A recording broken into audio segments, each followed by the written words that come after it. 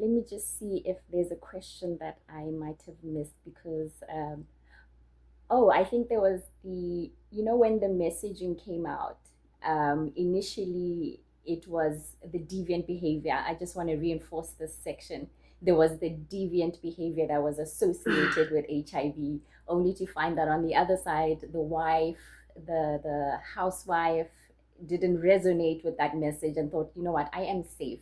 Even in Botswana, I remember this, where as long as you were married, your Mhm. risk was not too high, so you didn't have to worry about that. Only for time to tell later.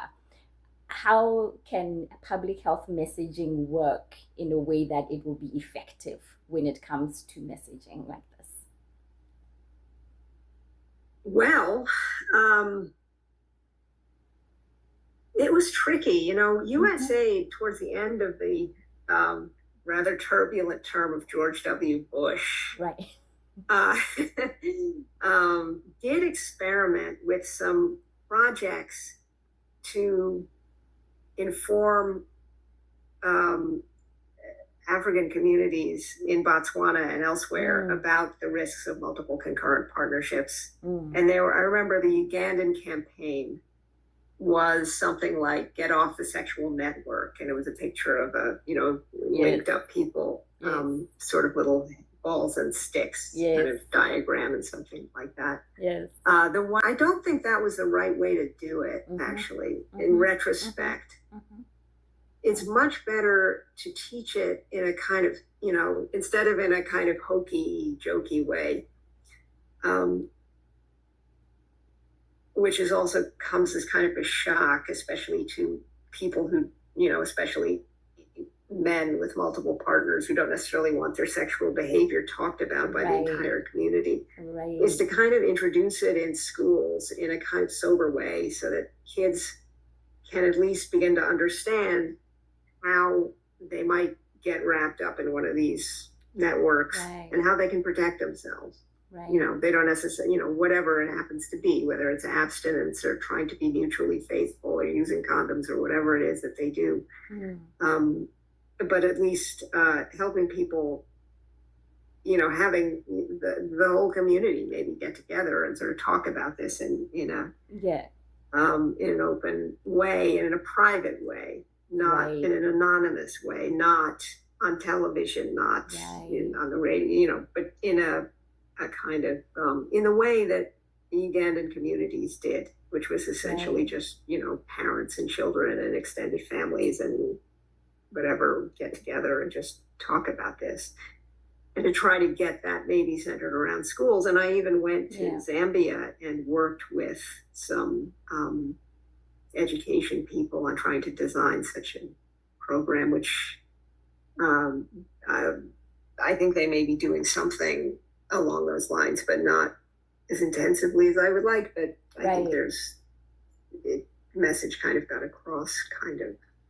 It's hard. I hear what you mean by tapping into existing social networks for Mm, messaging because those are the most likely influential people. Saying is very interesting because in Botswana, one of the doctors, I attended one of the conferences, and one of the doctors was saying historically, to get to the men, you have to go through the women. Like mm-hmm.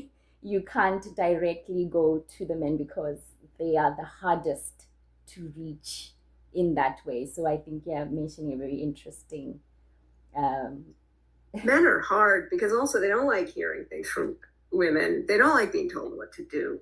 And so, um, tell warning your husband against having external partners can get you in a lot of trouble. right. So the problem of domestic violence was E- huge. Even to this And that day. made that, one of the things that really upset me were the coerced testing campaigns. I mean, it became mandatory Mm. for pregnant women to have an HIV Oh, test yes. and to be encouraged then to tell their partners, which, if they were positive, almost always meant expulsion from the house. Yes. Um, Yes. and that put them and their children at enormous risk. Yes. And that seemed immensely insensitive. And I don't know what you do about it, but that, you know, it seemed to me a better idea to try to educate the community first, Right. so that if a woman is infected, everyone accepts the fact that we don't know how that happened, or why Right. necessarily. It does not mean she's a prostitute. It does not mean she's been screwing lots of other guys. Right. Right. But Right. they didn't do that. They didn't lay that groundwork. And so when they Right. then put these testing campaigns in place, the result was fiasco for many of these women. Like you're saying, And even to this day, gender-based violence is an actual problem with HIV new infections. yeah, yeah, huge, huge. I mean, even if the guy is infected too, he doesn't necessarily want to know. And if he does find out, he blames her. I mean, it's a disaster. She's the first at the clinic. Yeah. Yeah. Yeah. So I think, but the drugs they do make it easier, because they keep people alive for an awful long time. And that's, Right. at least there's a kind of way out, but it's still, the disease is still a marker. The virus is still a marker of some sort of bad behavior when it isn't necessarily. And that's unfortunate.